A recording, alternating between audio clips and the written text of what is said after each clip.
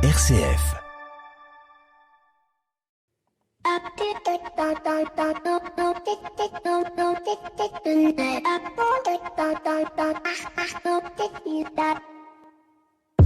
Bonjour à toutes et à tous. Alors que je finalisais la préparation de l'émission de cette semaine autour de la CSRD et que je me réjouissais de recevoir mes invités dans nos studios parisiens, voilà que mes plans se heurtent à un obstacle inattendu, ou pas d'ailleurs, une grève de la SNCF qui commence, comme par hasard, au milieu des vacances.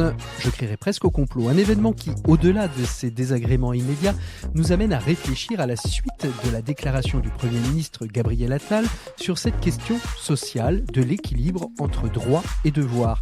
Une réflexion intéressante qui, je crois, n'aurait pas déplu à Robert Badinter qui nous a quittés cette semaine et auquel j'ai envie de rendre aussi hommage. Le droit de grève qui est bien ancré dans notre culture rappelle l'importance de pouvoir revendiquer et de chercher à améliorer ses conditions de travail. Mais à ce droit, comme tout droit d'ailleurs, s'accompagne un pendant, souvent moins mis en avant, c'est celui du devoir. Le devoir en ce qui nous concerne, ici, c'est le devoir de travailler.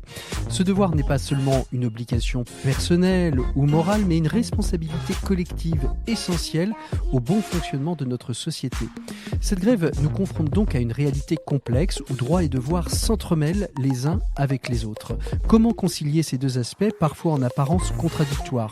Une question qui mérite une réflexion approfondie car elle touche à l'équilibre même du contrat social. Et ce n'est pas en 2 minutes que nous allons trancher de manière définitive, mais plutôt d'ouvrir un espace de dialogue et de réflexion.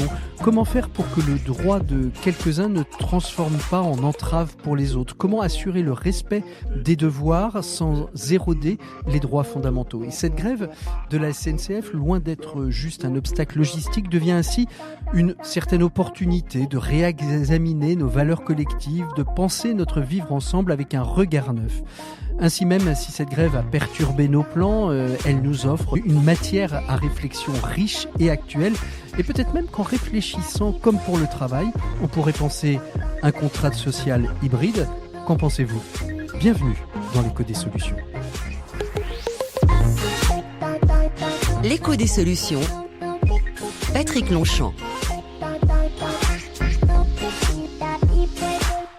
Voilà, bonjour à toutes et à tous, bienvenue dans l'Écho des solutions. Cette semaine, nous allons évoquer la CSRD. Vous vous demandez ce que c'est que la CSRD ? Eh bien, pour cela, il faudra attendre le dossier de l'Écho des solutions, car moi-même, en préparant cette émission, j'ai eu bien des soucis à comprendre de quoi il retournait. Mais vous inquiétez pas, j'ai 3 super invités au féminin pour nous expliquer tout cela. On évoquera aussi avec Pierre Collignon la question du travail chez les jeunes. Ce sera l'heure de la chronique des entrepreneurs et dirigeants chrétiens. À la fin de l'émission, on retrouvera Carole Jacob, avec elle on évoquera un événement qui va se tenir à Paris le 22 mars prochain et qui s'appelle Talent for the Planet. Comment mettre ses talents au service de la planète ? Et je remercie d'ailleurs l'auditrice qui nous a indiqué cet événement qui était passé sous nos radars. Mais on commence tout de suite avec notre invité écho de cette semaine. Il s'agit de Nicolas Debon, directeur de l'agence Saint-Nazaire Développement, l'agence économique de développement, et qui est devenue il y a peu une agence à mission. Et bien nous allons voir avec lui pourquoi avoir fait ce choix de passer en agence à mission, comme il existe aujourd'hui des entreprises à mission. Nicolas Debon est notre invité écho de cette semaine. L'invité écho, Patrick Longchamp. Et on retrouve donc notre invité écho, Nicolas Debon. Bonjour. Bonjour Patrick.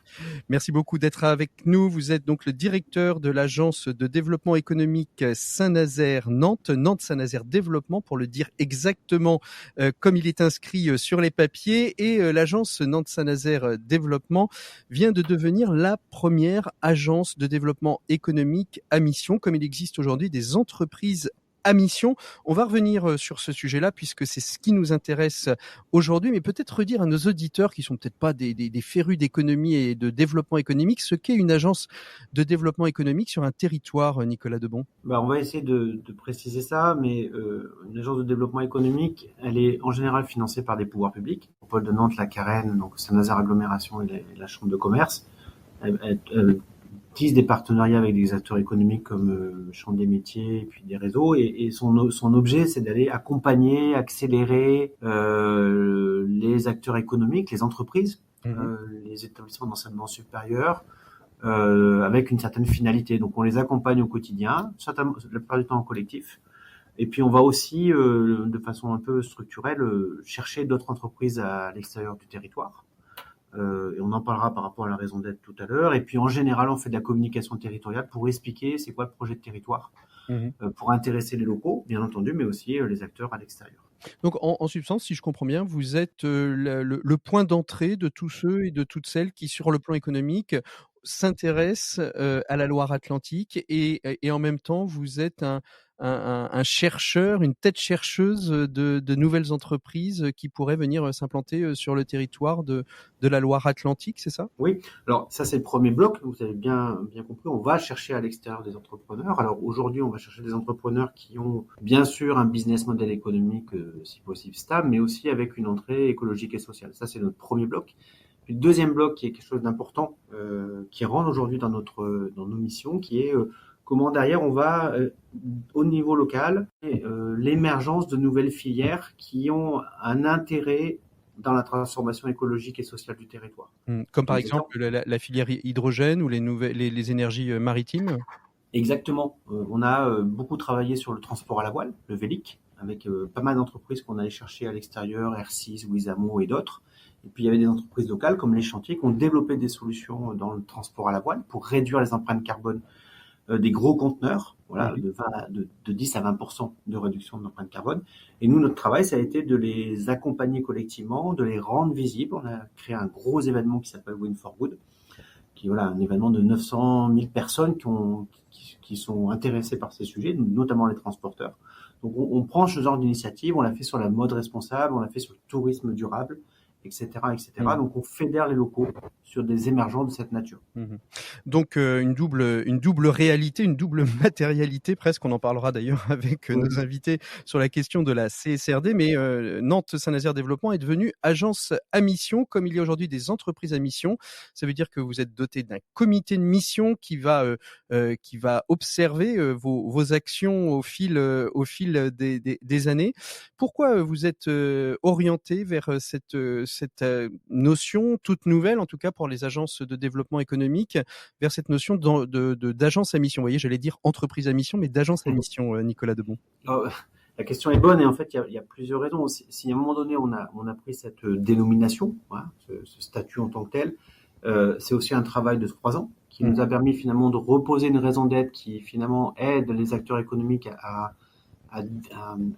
participer à la transition écologique et sociale et à l'ensemble des transformations sur un territoire. Donc on a posé ça dans nos statuts, on a posé un certain nombre d'engagements et en fait tout ça est dans une approche double, c'est-à-dire on veut être au même titre que les entreprises, démontrer que notre mission elle est la transition et la transformation du territoire, donc de façon structurelle, et puis d'apporter effectivement une capacité avec un comité de mission de regard spécifique, finalement critical fluence, qui est capable de nous challenger sur les réalités de territoire et les besoins de territoire. Donc ça, c'est vraiment pour finaliser ce travail-là collectif sur le local, et puis aussi en partie quand même d'être un peu influenceur à l'échelle nationale pour montrer que les agents de l'attractivité, parce qu'on était comme ça avant, elles doivent se transformer pour être plus en adéquation avec les besoins du moment, et du moment c'est ça qui va nous guider. Et on a envie d'avoir effectivement d'être un peu le guide, si je peux me permettre, avec beaucoup d'humilité.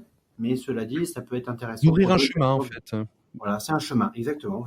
D'ouvrir un chemin. Alors, votre raison d'être de l'agence Nantes Saint-Nazaire Développement, c'est fédérer, attirer, valoriser les acteurs économiques qui créent les conditions de transformation pour faire de Nantes Saint-Nazaire un territoire ouvert, créatif et engagé. Rien que ça, j'ai envie de dire. Rien que ça, il faut de l'ambition. Et, il faut de l'ambition sur la durée. Voilà, on a toujours en tête qu'on est un des acteurs. Mais on a toujours un principe qui est, on est financé la plupart par des subventions publiques, donc finalement par l'argent des gens, et que du coup, notre retour sur investissement local pour les citoyens, les entrepreneurs et les salariés, il doit être maximum. Ça, c'est ce que nous ont demandé nos élus finalement au quotidien. Et de façon très concrète, il y a des choses très concrètes qu'on a expliquées tout à l'heure. Chercher des entreprises à impact, accompagner des filières émergentes. Alors, vous cherchez, mais est-ce que vous en trouvez? C'est la question qu'on peut se poser. C'est finalement, c'est quoi le bilan de tout ça? Parce que une raison d'être, c'est bien, un comité de mission, c'est bien, mais il faut qu'il y ait un résultat en face. Est-ce que ça fonctionne? Est-ce qu'aujourd'hui, on identifie la Loire-Atlantique comme un territoire qui est un territoire qui travaille la question du développement durable, j'ai envie de dire, à l'aune des 17 objectifs du développement durable, c'est-à-dire dans sa globalité, dans sa performance globale? Est-ce que ça fonctionne? Alors ça fonctionne pour deux raisons. Ça fonctionne parce que ce territoire est déjà engagé depuis de nombreuses années. On a par exemple les dirigeants responsables de l'Ouest qui ont été créés il y a maintenant une dizaine d'années. Ils sont exactement dans cette philosophie. Il y a tout un panel autour de l'économie sociale et solidaire qui s'est déjà développé depuis très longtemps. Donc entre guillemets, on part pas de rien dans ce territoire-là. Et puis on va chercher de nombreuses entreprises. Alors je vais en donner quelques exemples. Les Airseas, les Wizamo qui travaillent sur le transport à la voile. On a allé chercher Murphy qui travaille sur la réparation d'électroménager, etc. Donc on voit bien que c'est des territoires qui intéressent parce qu'il y a aussi un réseau entrepreneurial déjà constitué depuis de nombreuses années. Et puis en complément, la métropole avait lancé il y a quelques années une grande action autour de la RSE, du pilotage de la RSE dans ce territoire-là. C'est pas pour rien. Il y a ce terreau extrêmement fort. On vient le compléter et on vient l'accélérer. 2023, si mes notes sont bonnes, c'est 46 entreprises qui sont installées, dont 33 projets à impact. Je me rends pas compte de ce que c'est exactement par rapport à d'autres territoires équivalents à Nantes. C'est plutôt des chiffres importants. Alors, on fait vraiment un choix, nous, de pas forcément accompagner du volume, puisqu'en fait, ces territoires vont bien encore, Nantes et Saint-Nazaire, avec des taux de chômage qui sont relativement bas, donc ces territoires vont bien. Donc on a plutôt une politique de choix, donc c'est pour ça que il y a quelques années, il y a 5-6 ans, on avait plutôt pour objectif d'accompagner une centaine d'entreprises. Aujourd'hui, c'est à peu près une cinquantaine, donc vous voyez, il y a un choix réel d'accompagner le développement, mais mesuré, voilà. Et puis d'en avoir plus des 2 tiers qui sont à impact, c'est extrêmement intéressant, et par rapport à d'autres territoires, je pense qu'on est largement en avance. Et surtout, c'est que c'est la stratégie des élus, qu'ils soient politiques ou entrepreneuriaux. C'est un choix qu'ils ont posé en disant on va chercher une majorité d'entreprises de cette nature-là. Ailleurs en France, c'est pas le cas. Voilà, donc c'est du coup une vraie singularité de plan d'action et de volontarisme. Pour terminer, Nicolas Debon, c'est quoi la next step, la prochaine marche pour l'agence de développement Nantes-Saint-Nazaire? On passe un cap, puisque nos statuts ont changé, notre manière de gouverner l'agence et donc son plan d'action est nouveau. Voilà. On va aussi ouvrir à d'autres partenaires, ça c'est la next step, au Grand Port Maritime, à Nantes Université et à 5-6 réseaux dont les échos solides, pour ouvrir notre gouvernance et pour que, entre guillemets, notre plan d'action soit encore plus en adéquation avec les besoins de territoire. Donc c'est ça notre next step, on doit coller au territoire et notre nouvelle gouvernance va nous aider à le faire de plus en plus pour être plus pertinent. Les auditeurs le savent, j'aime beaucoup les objectifs du développement durable et le 17e en particulier sur les alliances et les partenariats. J'ai l'impression que vous êtes plutôt dans cette démarche-là finalement. Travaillons tous ensemble, associatifs, académiques, entreprises, politiques publiques, pour pouvoir développer durablement le territoire de Loire-Atlantique. C'est pour moi et pour beaucoup d'autres, mais pour nos élus en particulier, mais pour moi aussi, l'une des conditions de réussite dans le moment. Voilà, on ne peut pas faire autrement. Puis c'est un peu l'ADN de l'Ouest aussi. Voilà. Merci beaucoup Nicolas Debon d'avoir été notre invité éco de cette semaine. Nous on retrouve tout de suite Pierre Collignon pour la chronique des entrepreneurs et dirigeants chrétiens. Cette semaine, il nous parle de la place des jeunes dans le monde du travail. Pour une économie du bien commun, la chronique des entrepreneurs et dirigeants chrétiens, Pierre Collignon. Et on retrouve Pierre Collignon pour la chronique des entrepreneurs et dirigeants chrétiens. Bonjour Pierre. Bonjour Patrick. Heureux de vous retrouver. Pour une fois, nous sommes de visu et il faut le souligner parce que nous sommes très souvent à distance l'un de l'autre. Mais là, nous nous sommes retrouvés dans votre bureau à Angers, à l'IRCOM. Alors, la chronique des entrepreneurs et dirigeants chrétiens, cette semaine, vous la consacrez à la question de l'emploi des jeunes. Un problème récurrent qui ne trouve pas de solution, semble-t-il. La tendance n'est effectivement pas très bonne puisque le taux de chômage est de 7,5% de la population active et accuse une hausse de 0,4 points fin 2023 par rapport à la même époque en 2022. Même si ce chiffre demeure nettement en dessous de son pic du mois de mai 2015, donc vous voyez c'était il y a longtemps, où il était à 10,5% de la population active, la dynamique semble s'essouffler. Alors la tendance est-elle la même pour l'emploi des jeunes ? Là, c'est clairement plus grave. Les fameux NET, vous savez, cet acronyme anglais qui signifie ni en formation, représente 12,5%. Je vais peut-être la refaire celle-là. Là, c'est clairement plus grave. Les fameux NET, acronyme anglais pour ni en emploi ni en formation, représentent 12,5% des 15-29 ans et sont en hausse de 0,2% par rapport à l'an passé. Ce qui est étonnant et inquiétant à la fois, c'est que ces dernières années ont été plutôt bénéfiques pour le marché du travail et que comparativement, la France a vu son taux de chômage tomber de près de 1% avec la création de plusieurs centaines de milliers d'emplois. Logiquement, les plus jeunes auraient dû en bénéficier. Alors comment est-ce qu'on explique ce problème ? Les causes objectivement sont à la fois multiples et complexes. Elles s'expliquent notamment par un décalage entre les formations et les attentes des entreprises en matière de compétences professionnelles. D'ailleurs, on voit bien que le chômage touche plus les jeunes non diplômés que ceux issus d'un parcours de formation. L'enseignement professionnel est souvent jugé trop difficile d'accès pour les jeunes non qualifiés. Or, un jeune actif sans qualification a particulièrement besoin d'être suivi et aidé, financièrement mais aussi administrativement, pour trouver une formation ou un emploi adapté. Alors je sais que les EDC ont une vraie politique de soutien et de développement d'écoles de production. Est-ce que finalement c'est une solution ? Oui, bien sûr, et en signant un partenariat avec la Fédération nationale des écoles de production, la Fondation des EDC a pris un engagement fort.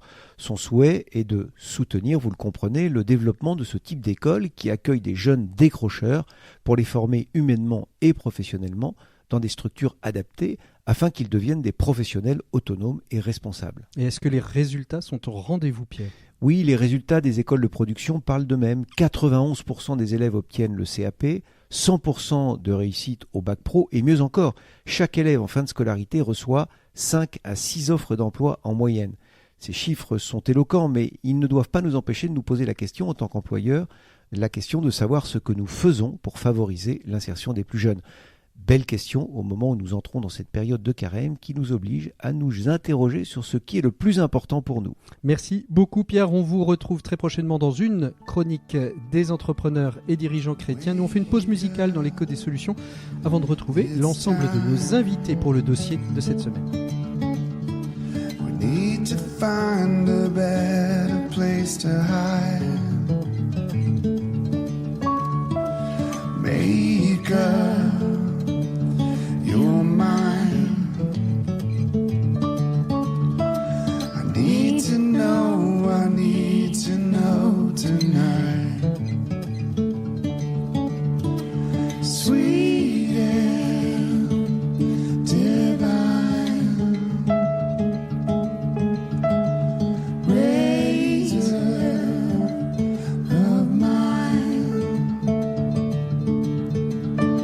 Sweet and divine, razor, blade shine.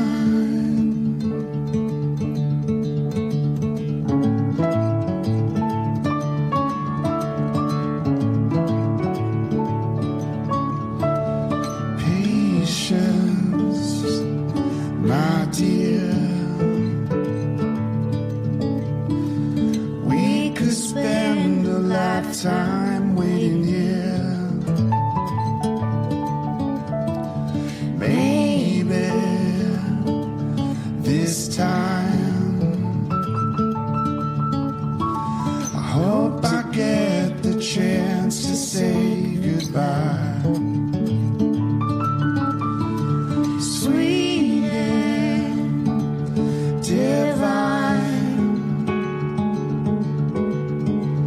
razor of mine. Sweet and divine, razor, blade shine. Day after day, cutting away. Day after day, but anyway.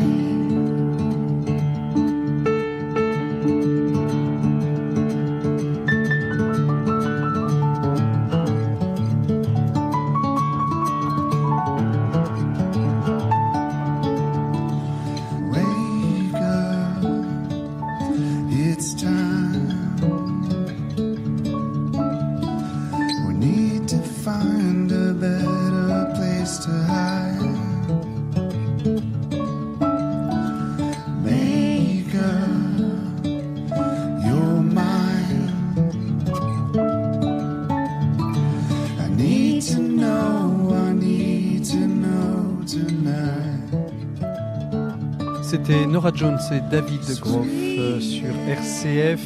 On retrouve tout de suite les invités du dossier de l'écho des solutions.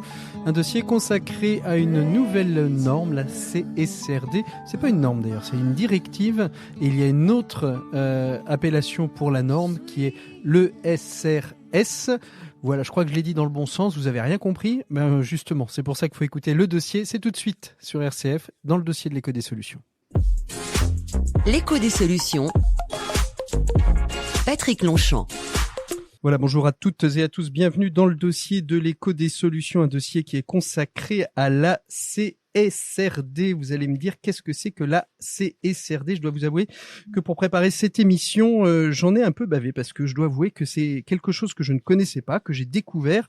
Alors je suis allé un peu creuser, j'ai prospecté et je suis tombé sur la chaire d'Audencia consacrée à la performance globale multicanal et qui a travaillé sur cette notion de CSRD et particulièrement de double matérialité. Ils ont produit un très joli rapport, très complet et assez facile d'accès finalement, contrairement à ce qu'on pourrait penser, que vous pourrez trouver d'ailleurs sur la page de notre site. Et ils sont trois à avoir participé à ce rapport. Je vous les présente parce qu'elles sont toutes les trois nos invités de cette émission. Tout d'abord, Delphine Gibassier, vous êtes consultante, chercheuse, titulaire de la chaire de recherche Performance Globale Multicapitaux, pas multicanal comme je le disais, Multicapitaux. Bonjour Delphine. Oui, bonjour. Et puis Maya Avier, vous êtes chargée de mission gouvernance et reporting à l'ORS, qui est l'Observatoire de la RSE. Bonjour Maya. Bonjour. Et enfin Charlotte Gabet, senior manager risque et regulatory à PricewaterhouseCoopers, plus connu sous le nom de PwC. Bonjour à vous Charlotte. Bonjour Patrick. Alors on va évoquer la CSRD. Alors j'essaye de retrouver le nom exact. C'est le Corporate Sustainable Reporting Directive. Autant dire que des anglicismes. Les auditeurs vont être ravis. Quand on parle de CSRD, je vais commencer peut-être par vous, Delphine Gibassier. Quand on parle de CSRD, de quoi on parle exactement? Parce que cet acronyme peut faire peur. Ah, ça devrait pas, mais en tout cas, c'est une directive européenne de transparence pour les entreprises. On leur demande de publier un reporting, un rapport de durabilité sur les impacts, risques et opportunités qu'elles ont vis-à-vis de la planète et de la société et vice-versa. Quels sont les risques que la durabilité fait porter à leur modèle d'affaires. Donc, c'est une directive de durabilité, de transparence sur la durabilité qui vient, en tout cas en France, compléter un dispositif qui est déjà présent depuis quasi 25 ans. Alors, donc, il y a pas de, en fait, il y a pas de grande nouveauté. Le terme peut faire peur, mais il n'y a pas finalement de si grande nouveauté que ça dans cette nouvelle. On va appeler ça une norme d'ailleurs. Alors, c'est une directive qui est accompagnée de normes. Les normes, c'est un autre acronyme, ça s'appelle des ESRS, European Sustainability Reporting Standards, qui sont donc des décrets. Si, il y a des changements quand même, heureusement, parce que sinon on multiplierait des lois qui seraient les mêmes. Et notamment, l'arrivée de ces standards, c'est une nouveauté pour les entreprises qui, jusqu'ici, n'avaient pas de standards publics. Elles avaient des normes privées. Et aujourd'hui, l'Europe a décidé d'appliquer des normes pour l'Europe et pour défendre l'intérêt commun de nous citoyens. Alors, Maya, on parle de cette arrivée de nouvelles normes. Elles en avaient besoin, les entreprises, ou est-ce qu'elles voient ça d'un œil un peu, ouais, ça y est, encore un nouveau truc à mettre dans notre panier administratif, en plus du bilan financier, il va falloir avoir le bilan de reporting CSRD, en lien avec la norme ESRS, sans compter des impacts RSE qu'on nous demande. Bref, est-ce qu'elles voient ça d'un bon œil, les entreprises? Bon, alors il y a beaucoup de questions en effet sur le sujet à aujourd'hui. En fait, ça dépend aussi du niveau de maturité de l'entreprise, parce que en fait avant, donc cette directive suit la Non-Financial Reporting Directive NFRD, donc d'autres acronymes, mais qui étaient en fait, on va dire, les prémices de justement la CSRD. Certaines entreprises étaient concernées, notamment des grandes entreprises. Et donc là, ce qui en tout cas est nouveau, c'est l'entrée de plus petites entreprises dans le périmètre. Donc c'est plutôt elles qui justement se posent beaucoup de questions, bien que on ait quand même une formalisation des processus qui soit aussi nouvelle pour les grandes entreprises. En tout cas, ce sont ces points qui questionnent et dont les entreprises d'ailleurs ont besoin de partager ensemble les bonnes pratiques et des éléments qui pourraient aider chacune d'entre elles. Alors revenons à vous, Delphine Gibassier. Pourquoi avoir fait une nouvelle norme, une nouvelle directive? Pourquoi avoir fait d'abord une directive accompagnée d'une norme au niveau européen? On n'était pas tous sous les mêmes standards. Il fallait standardiser la chose au niveau de l'Europe. Alors, il y avait effectivement la NFRD qui en France était traduite par la DPEF, que peut-être les entreprises connaîtront mieux sous ce terme-là. Ça concernait un nombre très limité d'entreprises et même s'il y avait une liste de sujets qui était indiquée, on avait le loisir de choisir la manière dont on reportait. En tout cas, les normes et les instructions étaient relativement simples. Aujourd'hui, la nécessité d'avancer vers des standards et une normalisation, elle est aussi liée au contexte actuel planétaire. On sait que 6 limites sur 9 limites planétaires sont dépassées.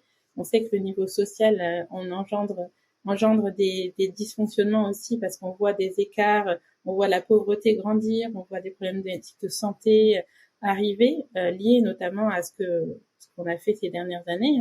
Et donc, la volonté de l'Europe, c'est de permettre aux entreprises de mieux connaître ces impacts, risques et opportunités. Mais c'est aussi, pour moi, une question de résilience économique.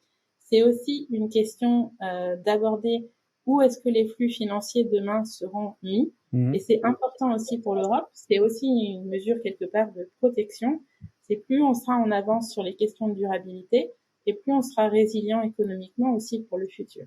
Alors la CSRD, on l'a vu, c'est une directive donc qui va imposer à partir de 2025 puisque c'était en 2024 et puis voilà, c'est un peu comme à chaque fois quand il y a une directive, on la repousse un petit peu parce qu'on s'aperçoit que finalement tout le monde n'est pas totalement prêt. Donc 2025, les entreprises vont devoir mettre en place ce reporting, je vais dire non financier, sociétal, environnemental. Ça veut dire que ça c'est pour toutes les entreprises un peu comme la RGPD ou est-ce que ça va être graduel cette obligation de reporting? Alors elle est graduelle. Les plus grandes entreprises sont concernées dès cette année, 2024. La grande majorité des ETI dont on a parlé, dont Maya a parlé, c'est plutôt 2025. Je fais de la grosse maille parce qu'il y a quand même plein de petites options et de petites choses à regarder. Et les PME cotées, celles qui sont sur un marché, c'est l'année suivante. Et les grandes entreprises étrangères, c'est encore l'année suivante sur le territoire européen. En dehors de ça, la Commission a quand même entendu les petites et moyennes entreprises quand même, parce que c'est elles qui sont majoritaires sur nos territoires. Elles ont entendu ça et elles ont donné d'autres, ce qu'on appelle des phasages, d'autres moyens de prendre le temps de le faire. Et donc, notamment pour celles qui sont entre 250 et 750 salariés, il y a énormément de phasages sur 1, 2, voire 3 ans. Il y a aussi pour toutes les entreprises un poids sur la chaîne de valeur qui est limité sur les 3 premières années, ce qui fait que je pense qu'elles ont été entendues et qu'elles ont le temps de s'y mettre. Charlotte, justement, je voulais vous donner la parole et vous me faites signe que vous voulez réagir justement à ce que disait Delphine. Qu'est-ce qui vous fait réagir dans ce que dit Delphine ?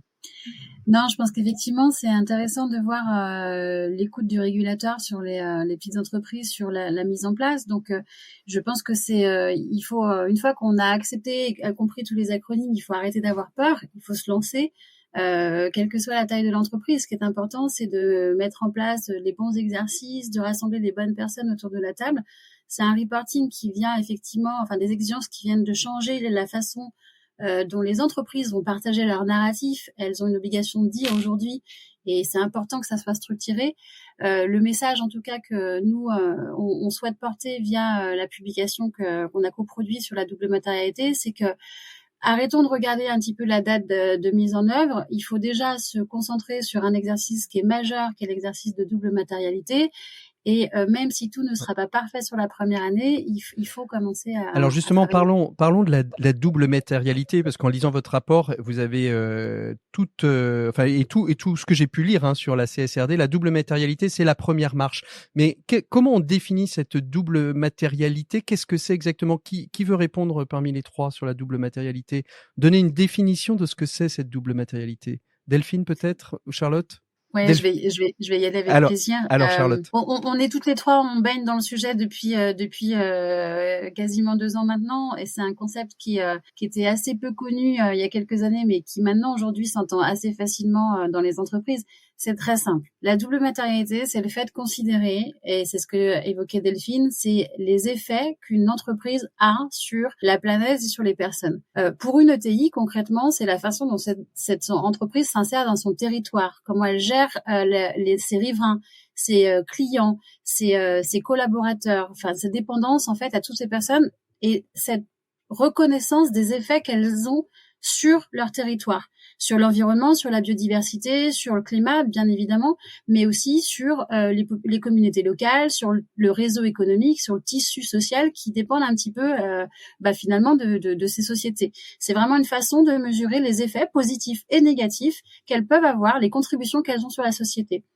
Et au regard de ça, ce qui est une approche relativement nouvelle pour les entreprises, c'est aussi intéressant de se poser la question de quelles sont leurs dépendances, quels sont les risques par rapport aux ressources naturelles, par rapport aux personnes, par rapport aux réglementations, par rapport aux exigences des différentes parties prenantes. Comment mettre en place un dispositif pour capter justement ces effets-là.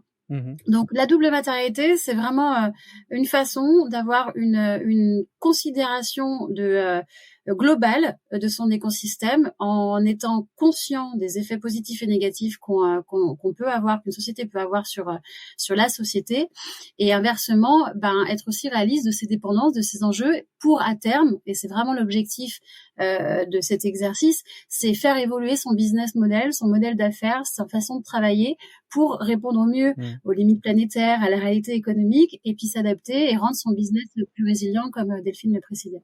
Alors, Maya, vous êtes chargée de projet et chargée de mission à l'ORS, l'Observatoire de la RSE. Est-ce que vous allez être obligé de changer votre nom, Observatoire de la CSRD?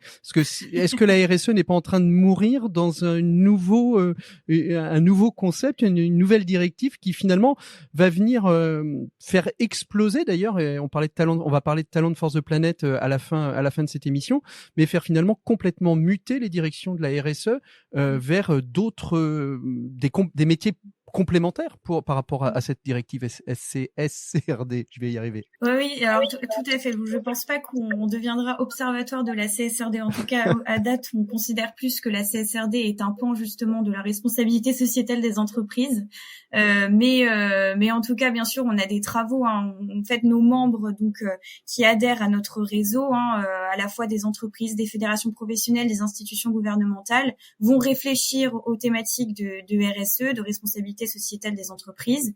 Et donc, on a réfléchi justement avec nos membres à propos de la CSRD, et donc plus en précision sur la double matérialité.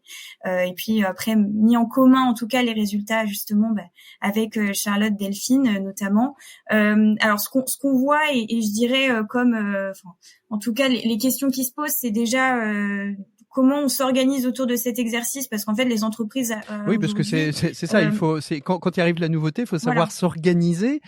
Et puis en travaillant un petit peu la question, je me suis aperçu que c'est très bien de s'organiser, mais encore faut-il que la tête ait envie d'y aller. Oui, tout à fait. Et on a eu beaucoup de questionnements. C'est est-ce qu'aujourd'hui la RSE est une direction qui centralise par exemple toutes les informations de durabilité ou en tout cas de transformation, ou est-ce qu'on a besoin de personnes qui vont être dispatchées dans toutes les directions de l'entreprise, en tout cas quand elles existent, et qui vont justement après reporter ou en tout cas donner les informations à la direction RSE. Voilà, en fait le rôle de la direction RSE, ça aujourd'hui c'est une question qui est vraiment concrète, et nous on est beaucoup sollicité sur le sujet.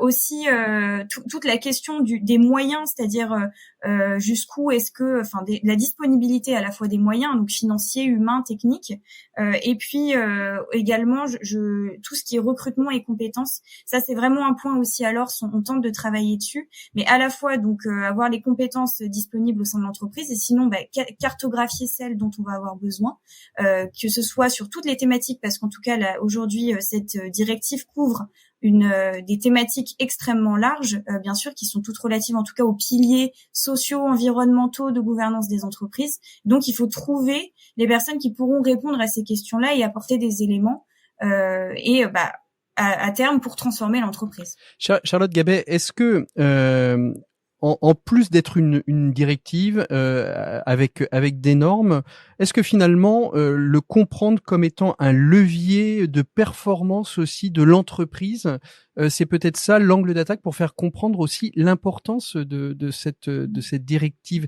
CSRD et donc de la double matérialité? Alors c'est toujours difficile quand on parle à des entreprises qui sont au quotidien contraints entre des objectifs et des contraintes opérationnelles, de leur dire mais si vous voyez une réglementation comme une bonne opportunité, c'est honnêtement un discours qui est assez peu facile à faire passer.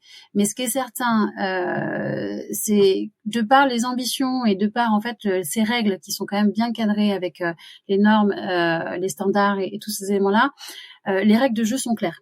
Donc au moins ça, c'est accessible et ça s'entend. Aujourd'hui, il y a des guides, il y a quand même des explications très très claires et notre étude, elle vient justement pour étayer, donner des bonnes pratiques là-dessus. Donc c'est bien encore une fois, il y a plein d'initiatives et c'est très chouette pour rendre accessibles et compréhensibles ces normes-là. Donc ça, je pense que ça fait partie de l'exercice de pédagogie qui est absolument nécessaire pour que pour un patron d'entreprise qui va être concerné soit directement, soit parce qu'en fait son grand client c'est un groupe du CAC 40 ou des choses comme ça, puisse s'approprier le sujet. Deuxièmement, moi je suis convaincue que la double matérialité, cet exercice, c'est un exercice qui est une véritable opportunité. C'est ce qu'on a vu dans l'étude. Cette étude, on l'a créée avec des entreprises qui nous ont partagé leurs défis, leurs problèmes, mais aussi leurs solutions. Et si je résume un des points clés de ce qu'on a retenu, c'est qu'on est vraiment sur un projet collaboratif. On est vraiment sur un exercice qui permet à des financiers, des personnes de la RSE, de la stratégie, des risques, de se parler des mêmes choses et d'avoir une vision commune afin de désiloter les fonctions et vraiment de voir ensemble vers où l'entreprise oui, va parce aller. on a parlé beaucoup dans cette émission, on en parle un peu moins maintenant des fameuses entreprises libérées qui avaient désiloté les services. On a l'impression que cette double matérialité, l'arrivée de la CSRD, l'arrivée de la CSRD vont permettre cette transversalité, cette obligation de transversalité finalement, et obliger à désiloter le côté pyramidal, le patron, les directions. On est obligé de se parler avec cette double matérialité, hein. C'est certain, et peut-être que Delphine, tu veux rebondir sur l'objectif aussi de la CSRD plus largement, mais ce qui est sûr, c'est que avec cette vision double, avec cette considération des impacts et des risques, le temps long, le court terme, l'idée c'est vraiment d'être cohérent. Et de faire se parler des éléments qui ne se parlaient pas aujourd'hui, à savoir un reporting financier qui est orienté que sur la performance financière, sur des bilans comptables assez classiques. On sait mesurer des flux financiers. C'est plus compliqué de faire parler de la biodiversité, de la prise en compte de l'intérêt général face à ce reporting financier classique. Et c'est bien l'objectif. Et la double matérialité, c'est pour ça que c'est important.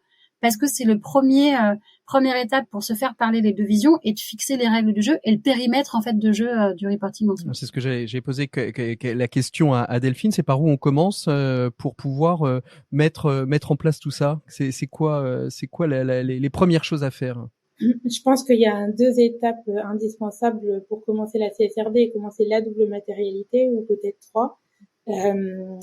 Obtenir la possibilité de parler à la gouvernance et d'embarquer la gouvernance.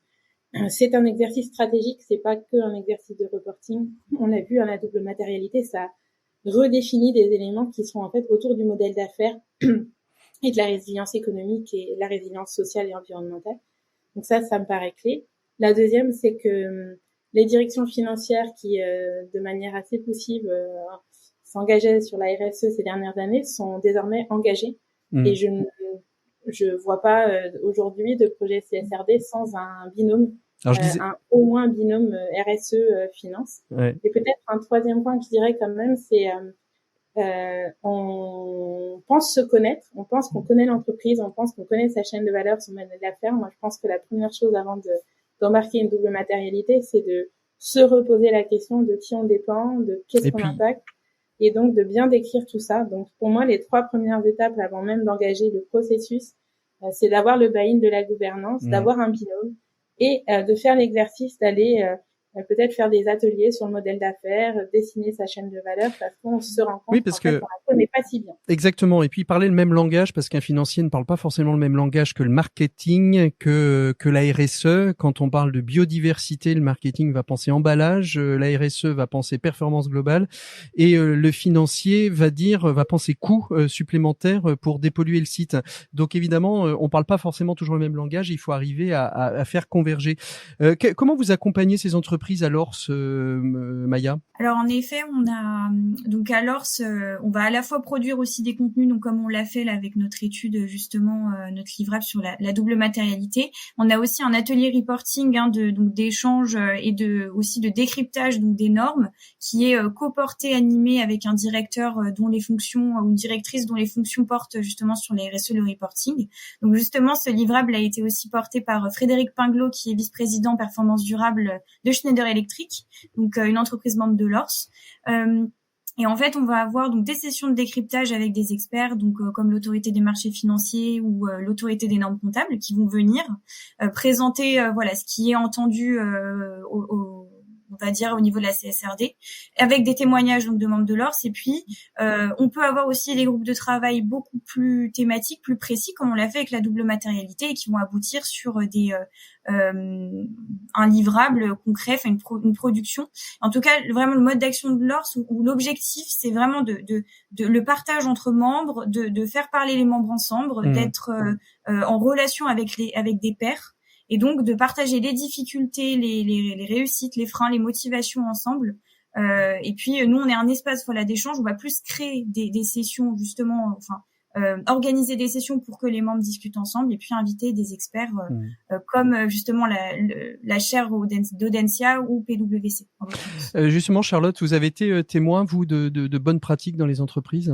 Oui. En fait, heureusement, les entreprises n'attendent pas que le régulateur fixe toutes les règles avant de commencer à travailler. Ça, c'est une bonne nouvelle. Juste avant ce point-là, je voudrais quand même aussi revenir sur l'intervention, le rôle des associations professionnelles, qui me semble clé pour accompagner ces questions-là. On a l'IFSI aussi, c'est l'Institut français du contrôle interne, de l'audit et du contrôle interne, qui nous a accompagnés sur ce projet et qui travaille depuis quelques années avec Audencia et PwC, justement sur le changement des pratiques du côté contrôle interne, risk management et audit interne. On va dire, mais pourquoi ces populations s'occupent de RSE? Parce qu'en fait, ils ont compris aussi que si on veut être transparent, il faut le mesurer, et ce qu'on mesure, il faut le contrôler. Donc, c'est vraiment important que les différents métiers, comme on a dit, se parlent au sein des entreprises, mais aussi que les associations professionnelles qui accompagnent ces personnes-là s'engagent là-dessus. Et les bonnes pratiques qu'on a pu identifier dans cette étude, elles sont variées, elles sont vraiment ce que j'apprécie dans le résultat de cette étude, cette publication, c'est que on a identifié des tips qui sont de l'ordre du bon sens, vraiment des trucs très basiques, mais qui finalement, parfois on a des grandes sociétés qui sont passées à côté, qui se disent ah oui c'est vrai, j'ai peut-être pas embarqué telle personne, j'ai oublié ça, tel. Donc il y a vraiment le qui embarquer, sur quel moment, comment préciser. Il y a aussi des questionnements parce qu'il n'y a pas de solution parfaite. Ce qu'il faut garder en tête, c'est que la double matérialité, c'est un exercice qui est fixé par des règles, mais qui du coup est dépendant d'une singularité forte. Chaque entreprise peut adapter certains éléments. Il y a des éléments indispensables, comme Delphine l'évoquait, considération, modélisation de la chaîne de valeur, prise en compte des dépendances, considération du temps long. Après, le comment, ça reste à chacun de le faire. Et c'est là qu'on peut avoir des tips un peu vraiment très efficaces, mais après, ce qui fonctionne chez un ne va pas forcément fonctionner chez d'autres. Faut tester, faut s'enrichir, et je suis contente des résultats qu'on a fait avec cette étude, mais je suis sûre qu'on reproduit la même chose dans 2 ans, on n'aura pas les mêmes tips. Absolument, parce que c'est une matière vivante en fait, la performance globale. Moi, j'aime bien le titre de votre chaire, Delphine, performance globale, parce que je trouve que d'abord c'est la réalité, c'est-à-dire que si on veut être performant dans le business, tout simplement, il faut être aussi performant sur la dimension sociétale, sur la dimension environnementale, parce que tout ça c'est un tout. Et je trouve que d'abord c'est plus parlant pour les chefs d'entreprise. Alors pour terminer, parce qu'on arrive quand même au terme de cet échange, ça passe très très vite, on aurait aimé en parler beaucoup plus longtemps de la CSRD, mais vous pourrez retrouver le lien pour aller télécharger l'étude réalisée par les 4 partenaires, l'IFSI, l'ORS, Audencia et PwC sur notre page émission. Ce serait quoi pour vous, et je vous interroge chacune votre tour pour clore, le tips du tips qui pourraient être mis en place dès demain pour vraiment commencer à mettre un premier petit doigt dans la CSRD et la double matérialité? Qui veut commencer? Delphine. Pas une question évidente. Se former et s'informer, je pense que c'est le principal, et le faire aussi à la gouvernance.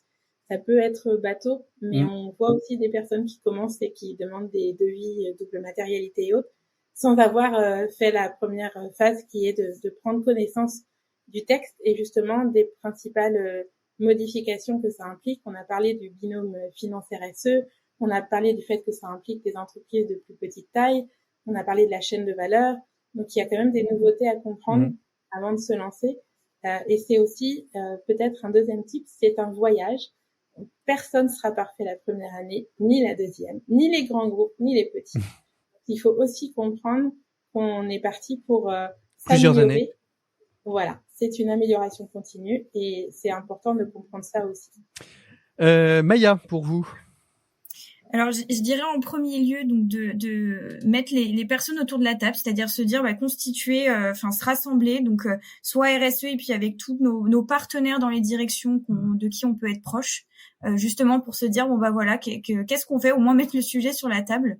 Et puis par la suite, je dirais aussi ne pas forcément avoir peur, mais faire l'état des lieux de ce que j'ai comme données à disposition. Donc données, ou en tout cas même politiques, c'est toutes sortes de toutes les informations qui sont en relation avec les standards demandés. Et se dire éventuellement, qu'est-ce que j'ai à date et qu'est-ce que je peux mettre en avant, et c'est ça qui, en tout cas, pourra porter après sur le chemin de la transformation. Et puis ça peut faire des super team building, se dire allez, on prend la norme, chacun en prend un bout et on va voir ce qu'on a déjà en place, ce qu'on pourrait mettre en place et ce qu'on n'a pas mis en place. Charlotte, pour vous, votre petit tips, ce serait quoi? Alors j'en aurais deux aussi, mais le premier rejoint les éléments de Maya, c'est effectivement capitaliser sur l'existant. Ça fait peur, mais il y a quand même beaucoup de choses qui existent déjà dans n'importe quelle entreprise, que ça soit dans le dialogue partie prenante, que ça soit en matière de corruption, des choses comme ça. Donc c'est déjà prendre le temps de ranger un peu ses affaires et de faire un petit peu le tour des bureaux et d'aller voir ce que fait son collègue sur tel sujet. Ça me semble un gain de temps et quelque chose d'essentiel. Et le deuxième tips, là je reprends ma casquette plutôt audit, il faut garder en tête que c'est une directive de transparence, mais qu'il faut savoir aujourd'hui, il y a un gros changement majeur, c'est que les entreprises vont devoir partager le résultat, mais aussi le comment, le processus qui a été mis en place pour le faire. Et ce processus, déjà, il faudra l'expliquer. Donc, il faut quand même garder la mémoire de ce processus, qui a été impliqué sur quoi, comment, voilà. Donc, c'est formaliser ce qui a été mis en place, et notamment la double matérialité. Et en plus, il sera audité par un tiers indépendant ou par un commissaire aux comptes. Donc, gardez vos documents, gardez vos prises de décision, gardez les traces de décisions qui ont été prises par votre directeur général, gardez les documents qui ont été utilisés, c'est essentiel. Ça va faire des boîtes d'archives en plus, tout ça. Mais ça va faire aussi des emplois en plus, parce qu'il y a de nouveaux métiers qui vont apparaître. Et justement, ça nous fait le lien avec notre invité des 7 minutes pour changer le monde. Il s'agit de Carole Jacob, qui va nous présenter un salon, une journée qui s'appelle Talent for the Planet. Et je remercie d'ailleurs l'auditrice qui nous l'a souligné, parce que je ne l'avais pas vu passer, donc je suis très heureux. Merci à la communauté des auditeurs de nous aider à construire cette émission. On retrouve tout de suite Carole Jacob pour les 7 minutes pour changer le monde. Merci Delphine Gibassier, merci Charlotte Gabet, merci Maya Vier d'avoir été avec nous. Vous retrouverez ce rapport en lien téléchargeable et cliquable sur la page de l'émission, à l'émission d'aujourd'hui. Merci à toutes les trois, à très bientôt. Et maintenant, nos 7 minutes pour changer le monde. 7 minutes pour changer le monde, l'écho des solutions. Et alors, vous savez quoi? Elle ne s'appelle pas Carole, mais elle s'appelle Karine Jacob. Bonjour Karine. Bonjour. Je vous ai appelé Carole pendant toute l'émission, mais en fait, vous appelez Karine. Et vous êtes directrice des événements de AEF Info. Vous portez 2 salons, un majeur dont on essaye de parler régulièrement sur nos antennes, qui est le salon Pro Durable. Et puis depuis quelques années, Talent for the Planet. Talent for the Planet, c'est un salon qui essaye de regrouper tous les acteurs 360 degrés du recrutement pour avoir les meilleures têtes ou les bonnes têtes aux bons endroits pour notre planète. Quand j'ai dit ça, est-ce que j'ai à peu près tout dit? Est-ce que j'ai bien pitché le salon, Karine?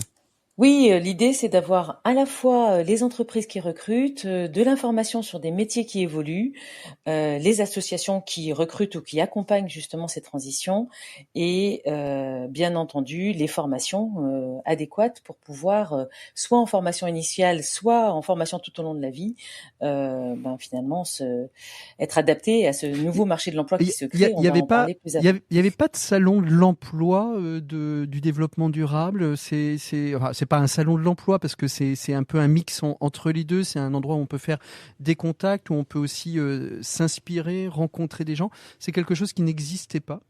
Non, c'est quelque chose qui n'existait pas et en fait, opérant fortement le salon des acteurs et des solutions du développement durable et de l'économie durable avec ProDurable, on s'est dit qu'on avait besoin d'un rendez-vous, de créer ensemble un rendez-vous pour parler compétences, pour parler des hommes qui allaient mettre en œuvre cette transition écologique et sociétale, et puis aussi pour faire passer le message que les talents, ce ne sont pas que des cadres parisiens ou des cadres de grandes entreprises, et que les talents, c'est en effet 360. Ce sont à la fois des étudiants, ce sont à la fois des salariés, des créateurs d'entreprises, des techniciens, des gens qui vont rendre les choses possibles et rendre les choses possibles rapidement. Alors on l'a vu dans les grandes écoles, pas mal de lauréats, de diplômés remettent en cause le fait de travailler dans des grands groupes. C'est un véritable aussi un enjeu pour les grands groupes que de savoir aussi séduire cette jeune génération qui aurait plutôt tendance soit à créer, soit à s'orienter vers des entreprises qui sont totalement dédiées à l'impact. C'est sûrement un enjeu pour les grands groupes. En tout cas, ils ont compris le message, et ça, en soi, c'est un mouvement déjà très positif parce que finalement, ils ont pris conscience qu'il fallait bouger au-delà des sujets de réglementation auxquels maintenant ils vont être soumis. Donc, ça a certainement permis de rééquilibrer le marché de l'emploi en faveur des plus petites entreprises, ce que les startups avait initié. On a beaucoup d'étudiants qui créent ou qui ont envie de créer leur entreprise. Il faut peut-être un tout petit peu relativiser malgré tout le mouvement, c'est-à-dire que souvent les jeunes diplômés ou les étudiants estiment que ne choisissent pas leur école ou leur entreprise en fonction de la réalité des métiers dédiés, mais en revanche, pour eux, ils pensent que c'est important que la structure intègre ces enjeux. C'est-à-dire qu'en fait, il y a une obligation de responsabilité sociale et écologique. On l'a évoqué tout au long de cette émission avec nos trois invités pour parler de la CSRD. Ça va être de plus en plus au cœur de la stratégie des entreprises. Elles vont pas avoir beaucoup le choix. Ça veut dire aussi qu'il y a des métiers qui se créent, qui vont se créer. On voit bien les directions de la RSE. Je vais peut-être un peu grossir le trait, mais il y a quelques années, on mettait à la direction de la RSE des gens qui avaient une conscience écologique forte. Grosso modo, parfois, on savait pas trop où les mettre dans l'organigramme. Aujourd'hui, il y a des métiers qui aujourd'hui se structurent. Il y a des nouveaux métiers qui se créent à tous les niveaux, parce qu'on a parlé des grandes écoles, mais il y a aussi des métiers de techniciens, il y a aussi des métiers d'ingénieurs, il y a des métiers issus de filières plus courtes telles que les BTS qui se créent dans ces dynamiques à impact. C'est clair. À la fois, vous en parliez, les réglementations, donc nous contraignent à des transformations. La CSRD, c'était votre actualité d'aujourd'hui. C'est une évidence. Va avoir des impacts très très forts sur toute une série de métiers dans l'entreprise. La crise énergétique aussi, en fait, et finalement toute la recherche de la consommation, de la réduction de notre consommation et notre décarbonation va faire aussi que ça crée de nouveaux métiers et de nouveaux postes. Et j'ajouterais aussi toute la partie cycle de vie des produits, ce qu'on appelle l'économie circulaire, va finalement faire appel à des compétences de plus en plus spécifiques. Donc ça ne veut pas forcément dire qu'il faut faire une totale révolution dans sa formation, mais en tout cas, il est certain qu'il faut adjoindre de nouveaux blocs de formation. En termes de changement de métier, le Shift Project avait sorti une étude qui annonçait que plus de 1 million d'emplois seraient créés pour faire face aux 800 000 qui potentiellement deviendraient caducs. Et les grands secteurs qui recrutent, bien sûr, sont les secteurs de l'énergie. Je crois qu'on a plus de 300% de croissance sur les métiers de l'éolien. Ça peut être même chose sur l'informatique verte. Je crois que c'est 120%, ou l'agriculture avec la permaculture qui monte en flèche. Enfin voilà, on a à la fois des métiers de niche, mais aussi des métiers qui vont être vont être totalement transformants. Alors, ce sont des métiers de niche. On voit que c'est multisecteur et aussi c'est multi-compétences parce que parfois on peut avoir tendance à orienter ces métiers uniquement vers des métiers de bac+5, de doctorat, de master, etc. Qu'est-ce qu'on va retrouver lors de ce salon? C'est où, c'est quand et qu'est-ce qui va se passer durant cette journée? Alors, c'est au Parc Floral, bien sûr, donc dans un endroit finalement qui est bien pour la planète. C'est ça. C'est le 6 mars. C'est donc sur l'ensemble d'une journée à partir de 9h. C'est une entrée évidemment gratuite parce que l'idée c'est d'être vraiment dans le partage. Et on va retrouver à peu près 120 exposants.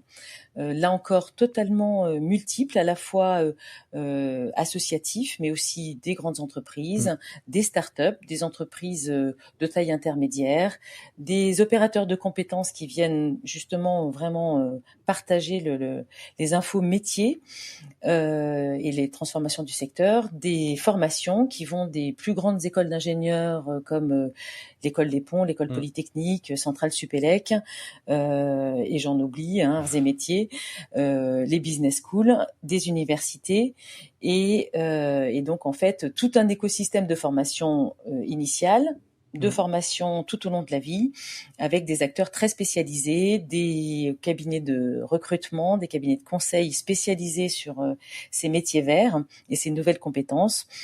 Et une keynote avec une keynote avec Jean-Marc Jancovici pour ouvrir l'ensemble, c'est ça? Absolument. Le président des shifters, sera là pour ouvrir cette journée et on aura toute une série de conférences thématiques. Justement, c'est le minuteur qui nous dit le minuteur nous dit qu'il est temps que nous nous arrêtions. Et ben ça tombe bien parce qu'on arrive au terme de cet échange. On se retrouve nous la semaine prochaine. Merci beaucoup en tout cas Karine Jacob d'avoir été notre invitée des 7 minutes pour changer le monde. Nous on se retrouve la semaine prochaine. Je vous emmène en balade la semaine prochaine, c'est normal parce que c'est les vacances pour une grande partie des Français. Si vous n'avez pas pu prendre le train et que vous êtes resté à Paris ou si vous avez pu le prendre et que vous êtes à Paris, je vous invite à aller avec moi visiter la cité je vous emmènerai découvrir la très belle exposition L'économie au travers des albums d'Astérix et Obélix. Ça peut faire sourire comme ça, mais je peux vous assurer que c'est une superbe expo. Donc retrouvons-nous la semaine prochaine pour pouvoir le voir, la découvrir avec nos deux invités. On se retrouve aussi bien évidemment en podcast sur rcf.fr tous les vendredis à partir de 17h en avant-première sur la plateforme digitale de RCF et à 14h tous les samedis sur vos antennes respectives. Merci beaucoup à vous toutes et à vous tous de votre confiance et de votre écoute. On se retrouve la semaine prochaine. À très bientôt. Au revoir.